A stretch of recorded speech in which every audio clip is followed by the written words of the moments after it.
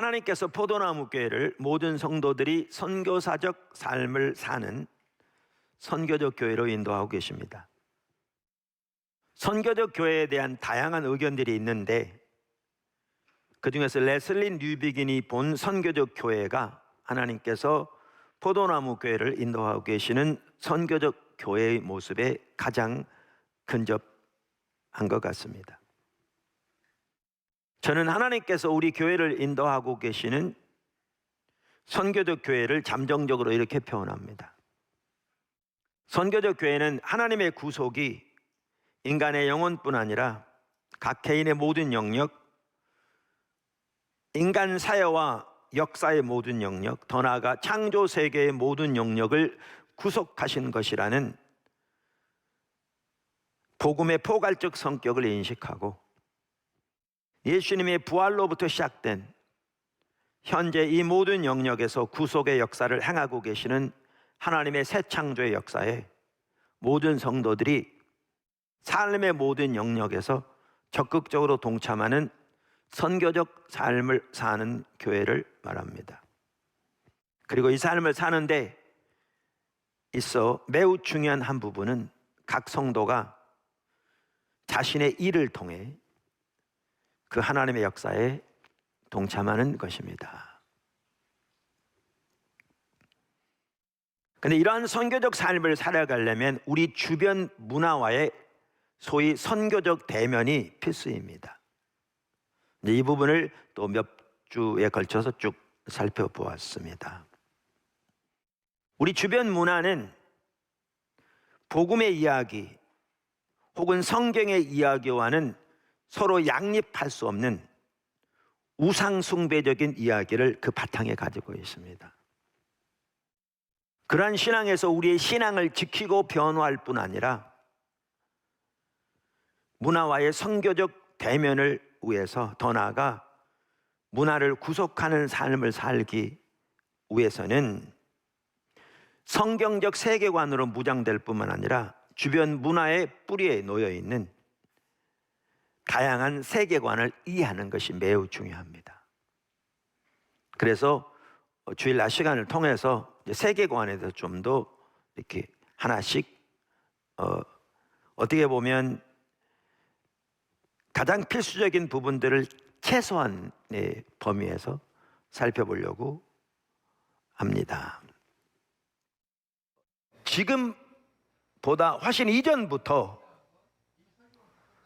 서구를 지배하게 된 계몽주의 이후의 문화에 대응하는 차원에서 세계관 개념을 활용한 대표적인 인물들이 있었습니다. 그 두 분을 제가 언급했었는데, 그 두 사람은 제임스 오라는 분과 아브라함 카이퍼라는 분이었습니다. 제임스 오는 1844년에서 1913년 사이에 살았던 분인데요, 그분은 이렇게 얘기했습니다. 벌써 그때부터 그랬습니다. 공격받는 것은 세상 전반에 대한 기독교적 관점이다. 그러면서 그는 그 공격에 가장 성공적으로 맞설 수 있는 방법은 세상 전반을 기독교적 관점으로 설명하고 입증하는 것, 즉 기독교적 세계관을 제시하는 것이다. 자연주의, 계몽주의 혹은 모더니즘이라고 표현하는 그 현대주의에 대항해서 하는 말입니다. 아브라함 카이퍼도 그는 1837년에서 1920년 사이에 살았던 분인데요, 그 당시부터 벌써 그는 미국과 유럽에서 두 가지 삶의 체계, 즉 모더니즘과 기독교가 맞붙어 사투를 벌이고 있다고 보았습니다. 사생결단하는 전쟁을 벌이고 있다. 그런데 지금은 단순히 그 전쟁이 미국과 유럽에서만 일어나고 있지 않습니다. 그러니까 경제의 세계화를 통해서 서구 문화가 전 세계적으로 확산되면서 우리나라도 그중 하나고요. 서구 문화가 가는 곳마다 전 세계에서 그 싸움이 치열하게 일어나고 있습니다. 사실 그 사실 아십니까?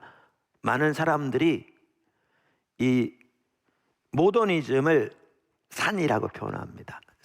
산성할 때 산. 그래서 기독교의 모든 가치를 다 녹여버립니다. 그래서 서구 문화가 자리 잡는 곳마다 교회가 쇠퇴하고 복음이 영향력이 잃는다는 사실을 아십니까? 특별히 다음 세대들이 교회를 떠나는, 그래서 서구에서 그 일이 일어났고요. 지금 한국 급속도로 그 일이 일어나고 있습니다. 어떻게 할 것인가? 라는 거죠. 자, 오늘은 세계관과 이야기의 관계에 대해 살펴보고자 하는데요. 제가 세계관과 이야기의 관계를 살펴보는 이유는 저 개인적으로 크게 두 가지가 있습니다. 하나는 세계관에 대한 논의와 공부가 단순히 이론적인 것으로 전락하지 않기 위해서입니다. 세계관은 단순히 철학적인 과목이 아니고요, 이론적인 지식도 아닙니다. 삶의 이정표와 같습니다. 그래서 낸시 피어시는 세계관을 사람의 마음속에 있는 지도라고 표현하잖아요. 사람들은 이 자기 마음속, 자기 중심, 자기 근본 속에 있는 이 세계관을 따라 살아갑니다. 누구든지 예외가 없습니다. 이 지도를 따라 살아갑니다. 그러니까 삶의 실제와 밀접한 관계가 있습니다. 밀접한 관계가 있습니다. 그래서 마이클 고인 크레이그 바솔로미는 세계관의 이야기다라는 책에서, 이 책은 아까 말한 책과 다른 책인데, 세계관은 반드시 이야기의 토대에서 논의돼야 한다. 그렇지 않으면 주지주의에 빠진다. 이렇게 주장합니다. 주지주의, 이게 철학적인 얘기라 뭔지 잘 모르시겠죠. 저도 주지주의 뭔가 처음에 그랬습니다. 다른 게 아니고요, 단순한 이론으로 전락한다, 그 얘기입니다. 쉽게 말하면.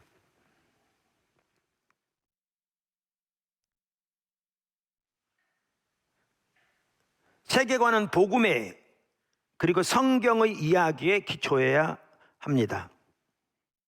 그 두 학자는 이렇게 말합니다. 우리의 세계관은 그리스도 안의 삶과 긴밀하게 연결되어 있다.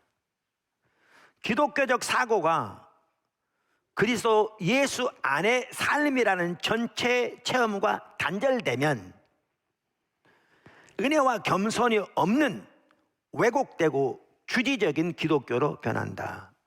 그러니까 세계관 이 연구가 그리스도 안에서 사는 삶으로부터 단절되면 은혜와 겸손이 없는 이론적인 것만 내세우는 주지주의로 전락한다, 그 말입니다. 머리는 커지는데 행동은 전혀 없는. 참으로 성경적인 세계관은 그리스도와의 실존적인 관계가 중심이 되어야 한다. 그 관계에서 파생되는, 그러니까 주님과의 관계에서 파생되는 주변 문화를 향한 엄격한 비판적 사고 못지않게 그분과의 관계를 가꾸는 것도 이 세계관에서 똑같이 중요하다. 할렐루야. 그 두 번째, 이야기와 세계관. 이전에 이야기에 대해서 한번 살펴봤습니다. 그런데 한번 살펴본다고 이해할 수 있는 건 아니고요, 다각도로 반복적으로 살펴보는 것도 필요합니다. 그 밴쿠버에 가면 리전트 칼리지라고 있어요. 귀한 학교입니다. 특별히 영성 이 부분에서 세계적으로 아주 좋은 학교입니다. 그 리전트 칼리지에서도 이 일터 사역에 대한 중요성을 인식하고 일터 사역 센터가 따로 있습니다. 거기에서 이렇게 이 부분을, 일터 사역을 소개하는 비디오로 시리즈를 만들었는데 아마 10건가 돼 있을 겁니다. 제목이 리프레임이라는 겁니다. 그러니까 다시 말하면 프레임을 다시 짠다, 그 말이죠. 틀을 다시 짠다는 말이죠. 그 시리즈의 1번이 이야기부터 시작합니다.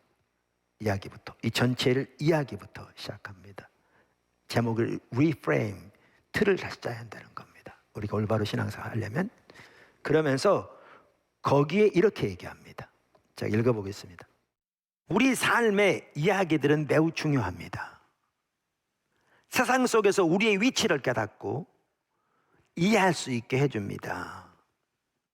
무신론자에서 카톨릭 신자가 된 도덕 철학자 앨러스테어 맥킨타이어는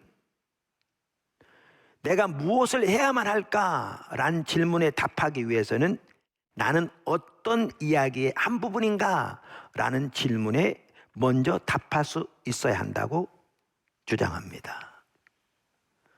그러니까 내가 어떤 이야기에 속해 있는가를 알아야 어떻게 행동할지를 안다는 거죠. 여기서 우리가 이야기를 따라 산다고 할 때는 동화책 속의 이야기를 말하는 것도 아니고 우리가 만들어낸 공상 속의 이야기를 말하는 것도 아닙니다. 그걸 말하는 게 아닙니다. 이 이야기는 제가 말하는 이야기는 그보다 더 근본적인 이야기인데 세상에 대한 우리의 이해를 돕고 우리가 어디에서 왔는지, 우리가 누구인지, 삶의 목적은 무엇인지와 같은 질문들의 답을 해주는 이야기입니다. 이렇게 볼 때 이야기란 궁극적 실제에 대한 주장들입니다.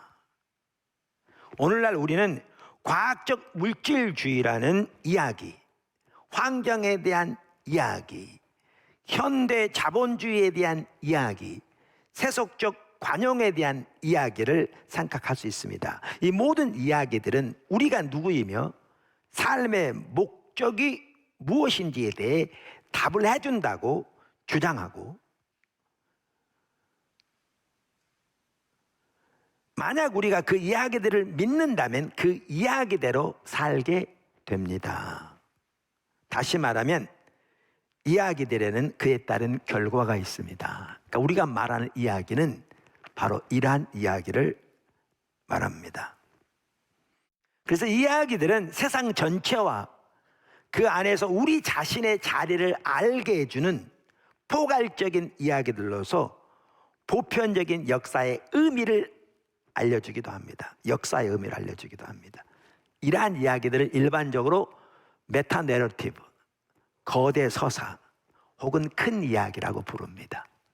큰 이야기, 메타 내러티브 혹은 거대 서사 이렇게 다양하게 부릅니다. 톰 라이트 박사도 이 부분을 잘 말하고 있는데요. 그의 책 신약 성서와 하나님의 백성이라는 책에서 이렇게 말합니다. 이야기는 인간의 가장 기본적인 삶의 양식들 중에 하나다. 사람은 무작정 행동한 다음에 그 행동들의 의미를 부여하려고 한다는 말은 사실이 아니다. 그러니까 우리의 행동이 우리의 이야기를 만들어내는 것이 아니라 우리가 믿고 가지고 있는 이야기가 우리의 행동에 영향을 미친다는 겁니다. 우리의 행동에 영향을 미친다는 겁니다. 사람은 무작정 행동한 다음에 그 행동들의 의미를 부여하려고 한다는 말은 사실이 아니다. 맥킨타이어가 주장했듯이 구체적으로는 대화들, 일반적으로는 인간의 행위들은 행동으로 옮겨진 이야기들이다. 행동으로 옮겨진 이야기들이다. 즉 전체적인 이야기가 더 기본적인 범주이고 그것이 더 기본적이고 먼저이고 특정한 순간 및 특정한 사람은 그 전체적인 이야기라는 맥락 안에서 행동하고 그것을 이해할 수 있다는 겁니다. 이야기가 기본이라는 거죠. 그러면서 하나 예를 듭니다. 그 예를 한번 제가 설명해 보겠습니다. 자, 비가 오겠다. 말은 무슨 뜻인가? 얼핏 보기엔 아주 쉬운 것 같죠. 비가 오겠다. 하지만 이 말의 의미와 속뜻은 그것이 더 큰 내러티브, 더 큰 이야기 안에서 어떤 역할을 하느냐를 보아야 진정으로 이해할 수 있다는 겁니다. 뭔 말이냐면요. 자, 오래전부터 계획해둔 소풍을 가려던 참이라면 이 말은 나쁜 소식이 될 겁니다. 그리고 계획을 변경하는 것이 아마 필요하다는 암시가 깔려있는 말이겠죠. 그 말 속에는. 가뭄에 시달리는 아프리카에 살고 있어 오랜 건기와 그로 인한 흉작을 앞두고 있는 사람이라면 이 말은 정말 기쁜 소식이 될 것입니다. 기상학자로서 비가 올 것을 사흘 전부터 예측한 사람이라면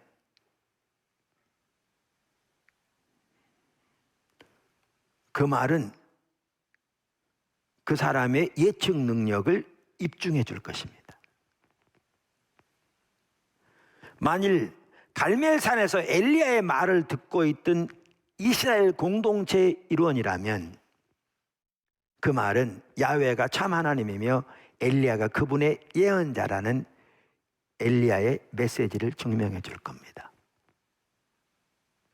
보세요. 간단한 말인데요. 그가 가지고 있는 이야기 속에서 이해해야 이 말의 의미를 올바로 이해할 수 있다는 겁니다.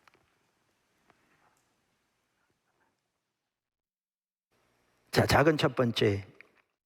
이야기에는 기본적인 세계관적 질문을 담고 있습니다. 이걸 처음 말한 분은 브라이언 월시, 그 다음에 리처드 미들턴이라는 사람인데요. 이 두 분이 쓴 공조한 세계관에 대한 책에서 말한 건데, 일반적으로 세계관을 다른 분들이 다 똑같은 내용을 말합니다. 그들은 우리 삶이 네 가지 중요한 질문들에 대한 답으로 형성되어 있다, 이렇게 주장합니다. 그것이 명시적이건 암시적이건. 그러니까 이것들을 세계관적 질문이라고 표현하기도 합니다. 이야기에는 이러한 질문들을 담고 있다는 거죠. 혹은 질문들에는 답을 담고 있다. 첫째는 우리는 어디에 있는가? 그러니까 우리가 사는 세상은 어떤 세상인가라는 거죠. 둘째, 우리는 누구인가? 인간이 된다는 것은 무슨 의미인가? 셋째, 무엇이 잘못되었는가? 세상의 근본적인 문제는 무엇인가? 네 번째는 해결책이 무엇인가? 무엇으로 그 문제를 고칠 것인가? 톰 라이트는 여기 한 가지를 더 합니다. 지금이 어느 때인가? 라는 거죠. 크레이그 바솔로뮤 마이클 고인이 이렇게 말합니다. 삶이란 무엇인가? 우리는 누구인가? 우리가 사는 세상은 어떤 것인가? 세상의 문제는 무엇인가? 그것을 어떻게 해결할 수 있는가? 지금 제가 했던 걸 똑같이 언급하는 겁니다. 이러한 굵직한 문제들에 대한 답은 결코 철학적인 개념이 아니다. 오히려 그것은 우리가 공유하는 특정한 큰 이야기 속에 깊이 배어든 신념들이며, 그 답들이 일관성을 얻는 이유는 정확히 그것이 해당 이야기에서 생겨나는 단일하고 통일된 세계관의 요소들에 지나지 않기 때문이다. 그러니까 이야기 속에 이러한 세계관적 질문들이 있고요. 이 답들을 다 가지고 있습니다. 이거에 따라서 사람들은 살아갑니다. 누구든지. 그러니까 이 신념들은 우리의 개인 생활과 공동 생활 전체를 빚어내고 그 방향을 결정합니다. 로이 클라우저라는 사람 같은 경우는 이거를 지각판이라고 표현했습니다. 그러니까 예를 들면 우리가 그 지표가 있잖아요. 그리고 저 아래 보면 뭐죠? 태평양판 이런 것처럼 지각판이 있습니다. 이게 부닥치면 어마어마한 힘으로 부닥치잖아요. 그러면서 거기서 뭐가 나옵니까? 때로는 뭐죠? 지진도 나고 화산도 폭발하고 산맥도 생기고 그러잖아요. 그런 것처럼 이러한 지금 이야기 그리고 세계관적 신념들이 저 속에 숨겨져, 많은 경우에 드러나지 않게 숨겨져 있어서 그렇지, 이 지각판처럼 우리 삶의 모든 영역에 막강한 영향을 미친다는 겁니다. 모든 사람들의 삶의 영역에. 자, 그럼 두 번째, 성경은 참된 이야기를 담고 있습니다. 그러니까 이제 여기 중요한 게 뭐냐면요, 성경을 이야기의 관점에서 보는 겁니다. 이게 성경 신학하고도 관련됩니다. 성경은 신학하고. 그러니까 성경은 유일한 참 이야기를 담고 있습니다. 아까 이야기는 메타 내러티브라고 그랬잖아요. 그러니까 성경은 이야기, 즉 메타 내러티브로 이해하는 것이 매우 중요하다는 것을 이미 살펴봤습니다.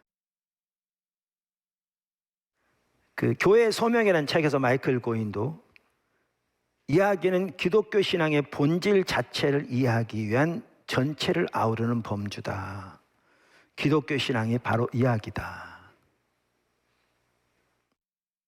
창조를 시작해서 인간의 반역과 죄에 대한 해결책으로서의 이스라엘 선택을 거쳐 궁극적으로 그 절정의 순간을 예수의 인격과 사역에서 발견하며 그리스도가 재림하셔서 자신의 사역을 완성하시기 전까지 교회의 선교를 통해 세계로 나아가는 이야기다. 성경 전체가 그 이야기를 담고 있다는 겁니다. 뉴비긴 같은 경우에도 이야기는 기독교 신앙의 구조 자체다. 그 성경이 이야기를 담고 있다라는 거죠. 지난번에 나눴었는데 레슬리 뉴비긴이 인도에서 40년 동안 선교사로 있을 때 한 번은 유식한 힌두교 학자하고 서로 토론하는데 힌두교 학자가 불평했던 얘기 나눴었잖아요. 그러면서 그가 한 얘기가 이겁니다. 나는 당신네 선교사들이 인도인에게 성경을 종교서적이라고 제시하는 이유를 도무지 이해할 수 없다. 그것은 종교서적이 아니다. 그리고 우리 인도에는 수많은 종교서적이 있지 않은가? 종교서적은 더 이상 필요 없다. 내가 보기에 당신네 성경에는 보편적 역사, 곧 창조세계 전체의 역사와 인간 역사에 대한 독특한 해석이 담겨 있다. 따라서 인간은 역사에 책임 있는 행위자라는 특유한 해석이 제시되어 있다. 그건 참으로 유일무이한 견해다. 세계의 어떤 종교 문헌을 보아도 그것과 나란히 놓을 수 있는 만한 것은 없다. 힌두교 학자가 제대로 본 겁니다. 성경이 말하고 있는 이야기를 정말 제대로. 이게 성경의 이야기잖아요. 그의 불평의 요지는 성경이 온 세계, 보편적 역사, 세계에 대한 참된 이야기에 관한 일관된 이야기를 들려주고 있지만 그리스도인들은 그것을 종교서적이나 신학서적으로 그것을 축소시켜 버린다는 거죠. 축소시켜 버린다. 이와 같이 성경은 거대한 이야기를 담고 있는데 이 성경의 이야기야말로 세상 전체에 대한 유일한 참된 이야기입니다. 믿으십니까? 성경 이야기야말로 하나님의 말씀으로서 세상 전체에 대한 진정한 참된 이야기입니다.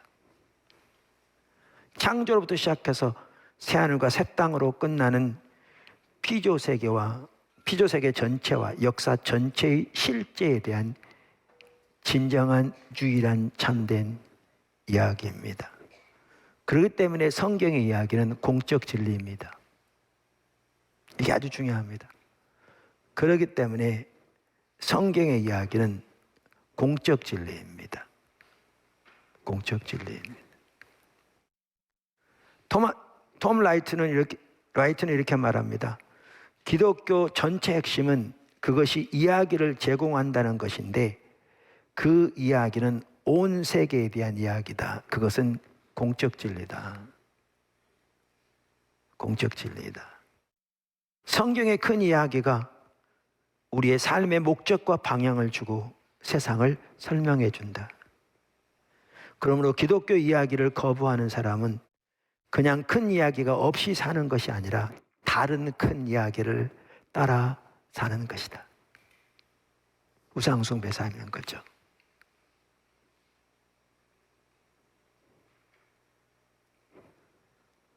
우상숭배의 한 핵심이 성경의 이야기가 아니라 다른 이야기를 따라 사는 것이거든요.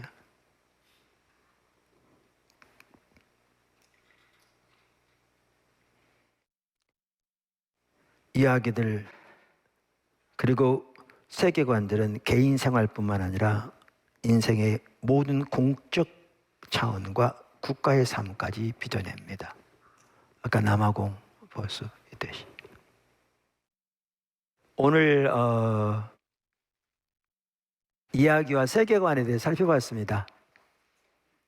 전체는 다 이해하지 못했을지라도 중간중간 그렇지, 저게 정말 중요하지, 우리가 저렇게 돼야 되는데 라는 부분들은 인식한 부분이 많이 있을 거라고 생각하고 하나님께서 우리를 인도해 가시는 게 어떤 부분인지는 어렴풋이나마 더 분명히 이해하게 되는 계기는 되었을 줄로 생각합니다.